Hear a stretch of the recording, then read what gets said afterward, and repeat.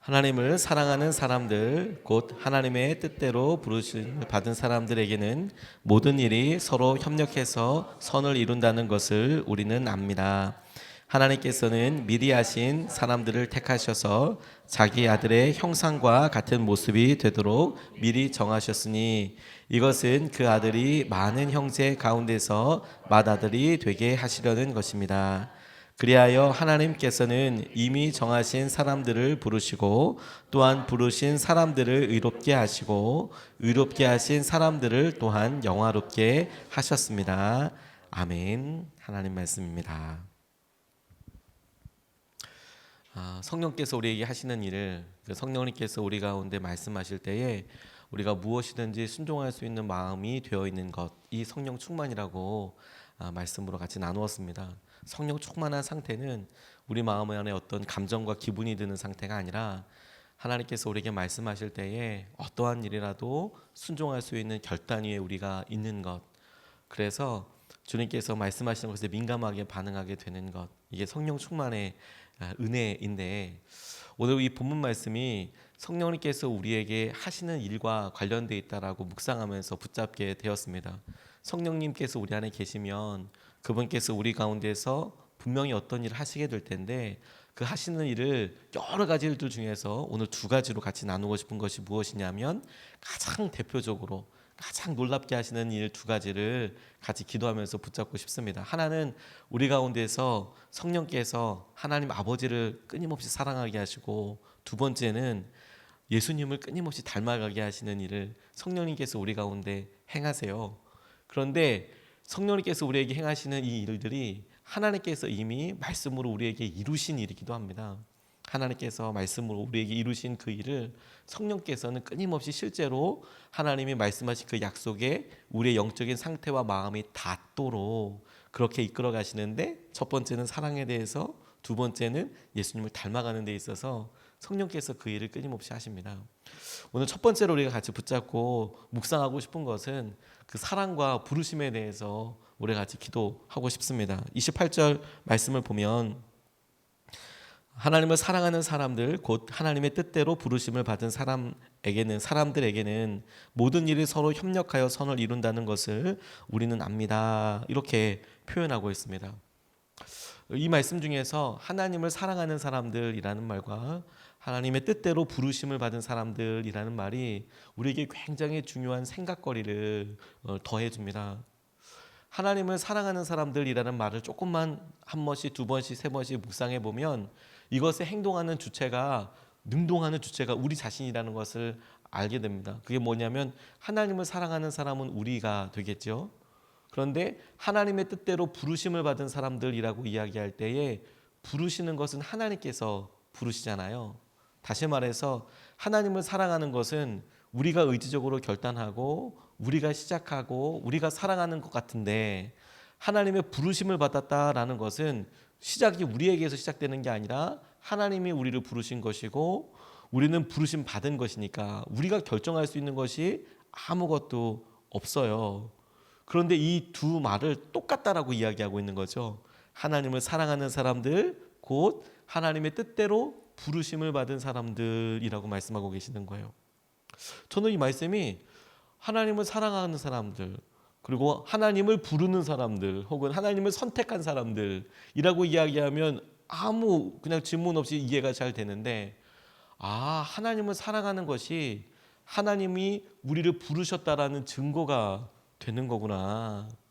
우리는 우리 안에 생기는 하나님을 향한 갈망과 사랑이 그냥 그러하게 아무런 그냥 우리가 결정해서 그렇게 사랑하는 거구나라고 생각하지만, 말씀은 뭐라고 이야기하냐면 우리가 하나님을 사랑하고 있다면 그것은 하나님께서 우리를 부르신 증거라는 거예요.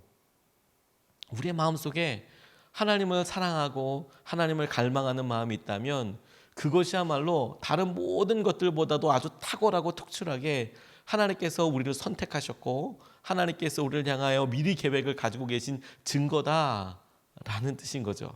하나님을 사랑하는 사람들, 곧 그 뜻대로 부르심을, 하나님의 뜻대로 부르심을 받은 사람들은, 똑같은 하나님의 사람들은 그 은혜와 마음 가운데 서게 될 것이다 라고 말씀하시는 거예요. 우리 마음에 여러분, 성령님께서 우리가 하나님께 말씀으로 하나님의 계획 가운데 이미 부르심 받았다는 증거인 사랑을 하나님께서 우리에게 주신 성령께서 우리에게 끊임없이 그분에 대한 마음과 성령께서 우리에게 주시는 마음으로 사랑하게 되고 사랑하게 되고 사랑하게 되는 거예요. 그게 주님께서 우리 안에 계신 것과 우리를 부르셨다는 증거이고 또 우리와 함께하고 계신다라는 놀라운 하나님의 통로 표징이 되는 것이죠. 박영석 대장이라고 우리나라 유명한 등반인 산악인이 있습니다. 안타깝게도 2011년도에 등반하는 중에 안타까운 일을 당하긴 했지만 이분이 정말 유명했던 것은 뭐냐면 산악 그랜드슬램이라고 해서 2004년에 세상에서 제일 높다는 산, 에베레스트 산부터 시작해서 유명한 산을 다 올랐을 뿐만 아니라 남극점, 북극점 여기까지 도달해서 아무튼 오지, 그냥 보통 사람들은 어느 한 곳도 올라가기 힘든 곳을 다 올라서 그랜드슬램을 달성했던 아시아 최초로 이런 일을 했던, 그리고 2004년도에는 세계 최단 기록으로 무보급 남극점에 도달하기도 하고 이런 엄청난 세계 최초로 산악 그랜드슬램을 달성한 그런 사람이었습니다. 근데 이분이 뭐가 제일 힘들었냐? 높은 에베레스트 산 8,000m가 넘는 것도 있고 남극점, 북극점도 있고 사람이 갈 수 있는 그런 곳은 어디든 다 하나도 없는데 그 중에서 뭐가 제일 힘들었냐라고 이야기하는데 북극점이 제일 힘들었다고 이렇게 이야기하더래요. 주저하지 않고. 근데 북극점이 왜 힘들었냐? 거기 가는데 물어봤더니 실제로 북극에 가보니까 이 북극점은 얼음 덩어리들하는 거예요. 그래서 북극이 움직이더래요. 물이 떠 있으니까 북극을 향해서 막 가서 이제 거의 다 도착했다라고 가니까 하룻밤 사이에 수십 킬로미터로 이렇게 떠내려가 있는 거죠. 그리고 또 거기 가운데로 북극점을 가서 나침반 하나 들고 가니까 그 다음날 쉬고 나서 일어나니까 또 이게 바뀌어져 있는 거예요. 그러니까 이게 눈 뜨면 물이 움직이고 이제 대륙 전체가 움직이니까 수 킬로미터에서 수십 킬로미터를 다시 왔다 갔다 이렇게 하게 되는 거죠. 그게 제일 힘들었다고. 그래서 실제로 실패하는 일도 있었습니다. 2003년도에 그 북극점을 가려고 하다가 이게 하도 움직이니까 북극점을 결국에는 못 찾고 다시 이제 오게 된 거예요. 이제 현대식 기계로 명확하게 이제 GPS로 북극점 어딘지 찍어서 갈 수 있는데 이게 날마다 북극점이 바뀌니까 결국에는 실패를 하게 돼서 그게 너무 힘들었다고 이렇게 이야기하더라고요. 우리의 마음속에 우리가 갈망하고 우리가 이끌어가는 여러 일들 중에 목표가 그렇게 흔들리고 목표 자체가 움직이는 경우들이 많이 있어서 좌절하고 낙담하게 되는 일들이 있습니다. 그런데 여러분, 우리가 이것을 가만히 생각해보고 우리의 삶의 한계라고 생각하는 일들의 목적과 중심을 다시 생각해 볼 수 있겠다고 생각하게 됐어요. 예수님께서 베드로를 찾아오셨을 때 베드로에게 내가 맡긴 무슨 일을 잘했냐라고 묻지 않고 네가 나를 사랑하느냐고 물으셨잖아요. 내가 나를 사랑하느냐. 근데 이런 사랑이란 말에는 실패가 사실 없거든요. 어떤 마음을 갖고 있어도 너 나 사랑하냐? 사랑해요. 사랑한데 네가 그 일을 했냐? 라고 사랑하는 사이는 결코 묻지 않아요. 네가 날 사랑하는 거구나. 그래. 그러면 됐지 뭐. 아이들이 그것을 어떻게 사랑을 표현하든 우리가 부족하지만 연약하지만 사랑에 대해서 어떻게 표현하든 사랑하는 데는 실패가 없거든요. 말하고 내가 사랑한다고 이야기하는 것을 통해서 하나님께서 우리의 말을 믿어주시는 것과 관련되어 있거든요. 우리의 고백과 우리의 마음의 태도와 관련이 있어요. 우리가 우리의 삶의 목표를 클라임이라고, 내가 올라가는 클라이밍이라고 생각하면 어떤 것을 정복하는 데 있다고 한다면 실패가 있을 수 있지만 그게 아니라 우리가 산보를 하는 거야. 그냥 자연스럽게 걸어서 함께 걸어가는 거야. 그런 삶에는 굳이 우리가 목적지 가지 않더라도 실패라는 것은 없거든요. 예수님께서 우리의 삶의 목적이냐 수단이 아니라 예수님과 함께하는 게 우리의 목표이고 목적이고 예수님을 통해서 우리가 어떤 지점에 올라가 있고 무엇을 하게 되고 이런 상태를 성공으로 보는 게 아니라 내가 예수님과 더 함께하게 됐다면, 내가 이런 일들을 통해서 예수님을 더 사랑하게 됐다면 그러면 실패가 아닌 거죠. 주님께서 베드로에게 네가 나를 사랑하느냐라고 물으신 이유를 네가 나를 떠나지 않고 배신하지 않았느냐, 어떤 일을 하지 않았느냐, 혹은 어떤 일을 했느냐에 둔 것이 아니라 네가 이런 일을 통해서 나를 사랑하게 되었냐? 근데 그렇다면 실패한 거 아니다. 실패 없다. 그 일을 통해 하나님께서 우리에게 주신 은혜를 누리게 하시는 거예요. 성령님께서 우리에게 네가 버림받은 것 같으냐? 네가 하나님께서 너 잊어버린 것 같으냐? 너 부르신 거에 대해서 믿지 못하겠느냐? 하나님 증거가 없습니다. 우리가 날마다 실패한 것 같고 하나님 내가 힘들고 내가 아무것도 내가 긍정할 만한 것이 없습니다라고 생각할 때 하나님께서 우리에게 꼭 집어서 말씀하시는 것이 무엇이냐면 그런 네가 나를 사랑하지 않느냐. 사랑한다면 실패한 게 아니고 사랑한다면 버림받은 것 아니고 사랑한다는 그 증거야말로 우리 마음속에 사랑한다는 마음이 있다는 것만으로도 내가 너를 선택하고 있고 내가 너를 불렀고 내가 너를 미리 예정했고 내가 너 가운데 하나님의 계획을 이루고 있는 놀라운 증거다라고 오늘 본문 말씀이 우리를 믿도록 도전하신다고 생각하게 됐어요. 우리가 주님 이 자리에서 같이 기도하게 된 게 사랑하기 때문에 나온 거잖아요.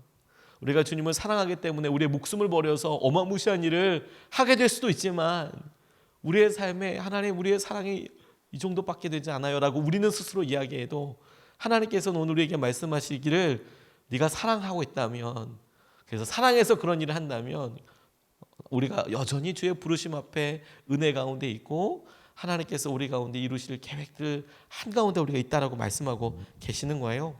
성령님께서 우리 가운데 끊임없이 이런 연약함과 어려움을 통해서 나도 협력하여 선을 이루시는 길로 우리를 인도하고 계시는 거거든요. 그 일을 성령님께서 하고 계시는 거예요.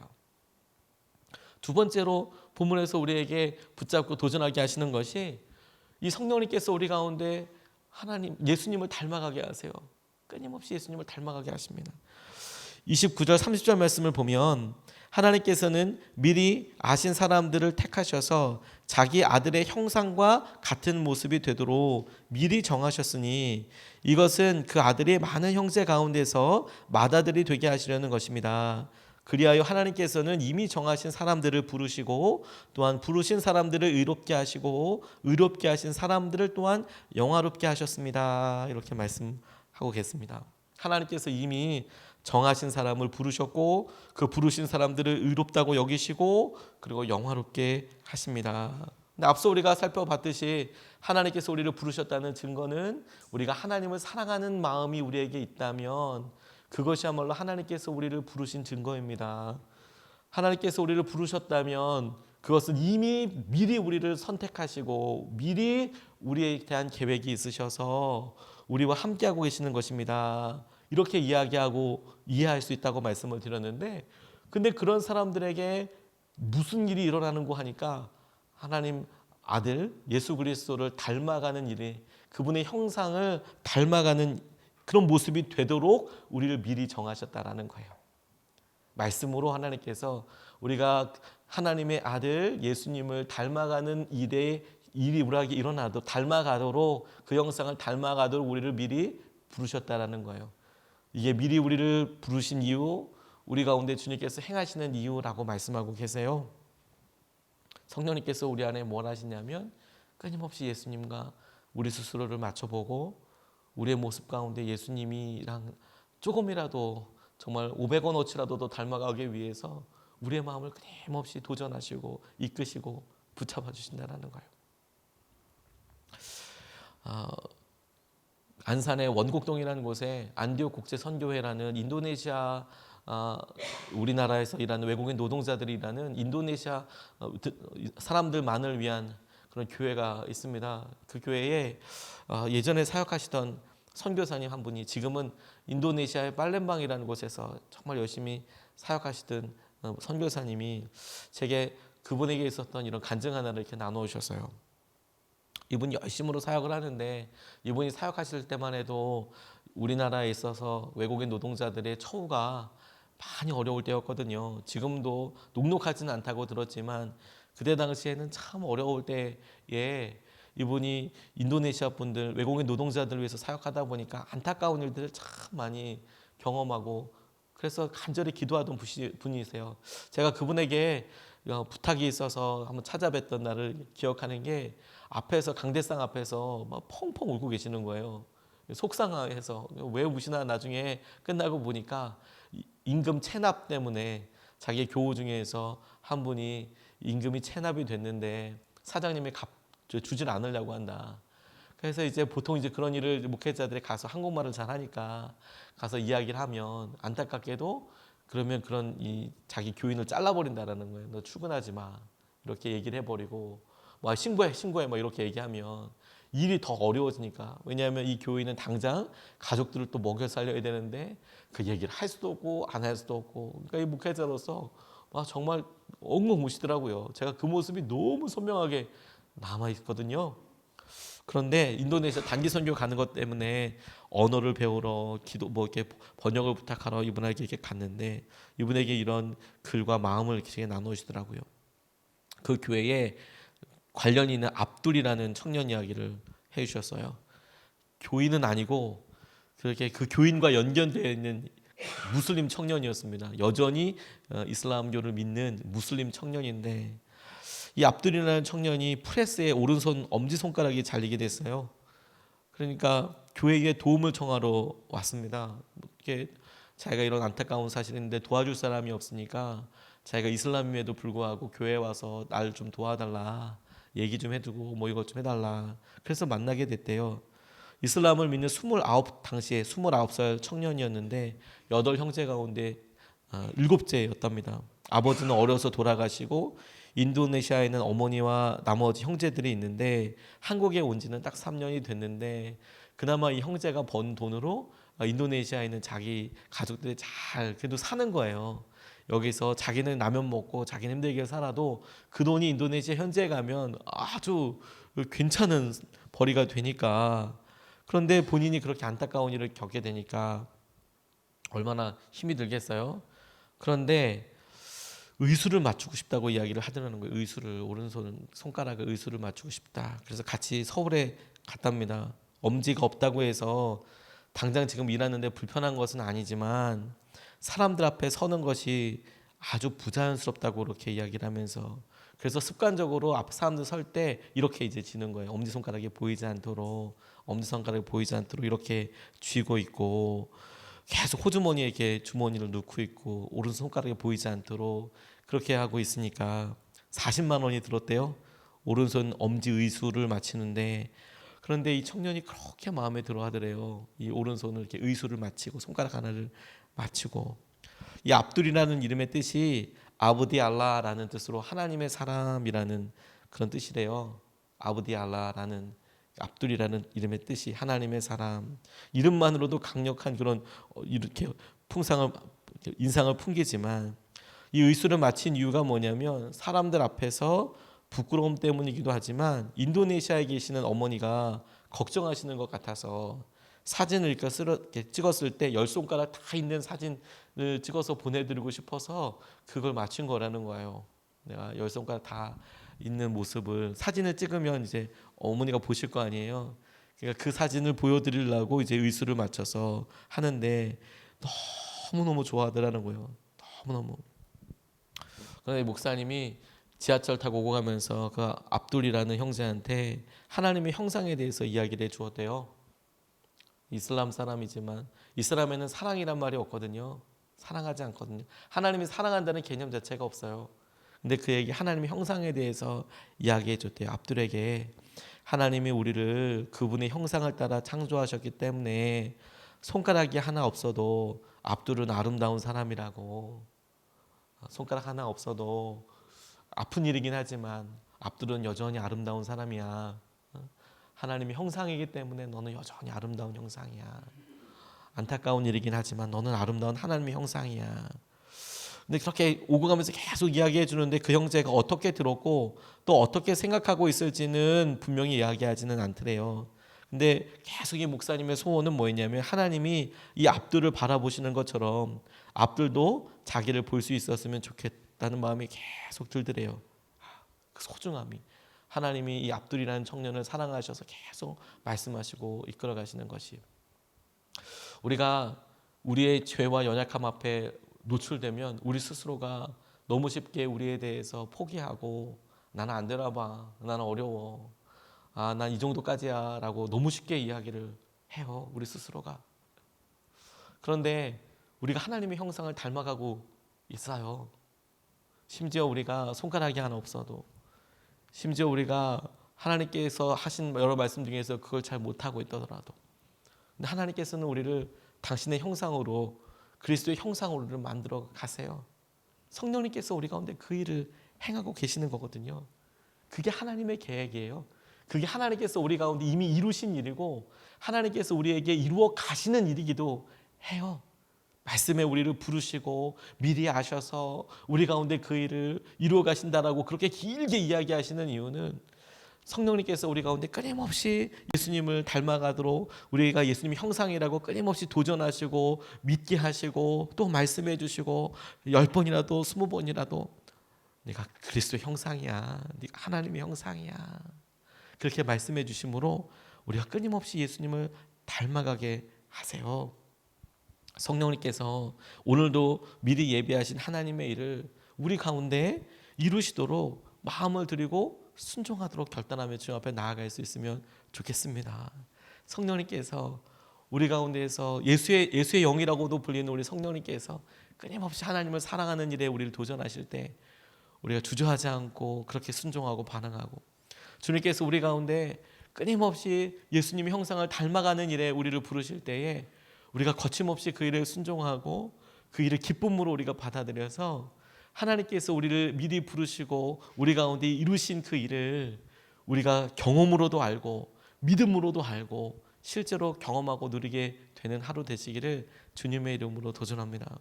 오늘 두 가지 말씀을 같이 나눴습니다. 하나님께서 이미 이루신 일이기도 하지만 성령님께서 지금 우리 가운데 이루어 가시는 일이 있어요. 첫 번째는 하나님께서 우리를 사랑하게 하세요. 하나님을 사랑하게 하세요. 그리고 이 사랑한 하나님께서 우리를 부르셨다는 증거이기도 해요. 두 번째, 하나님께서 부르신 이 사람들을 성령님께서는 끊임없이 예수님의 형상대로, 하나님의 아들의 형상대로 닮아가도록 이끌어 가세요. 하나님께서 주시는 이 닮아가게 하시는 도전을 우리가 붙잡고 같이 기도할 수 있으면 좋겠습니다. 이 말씀을 붙잡고 두 번 나눠서 같이 기도할 텐데, 첫 번째는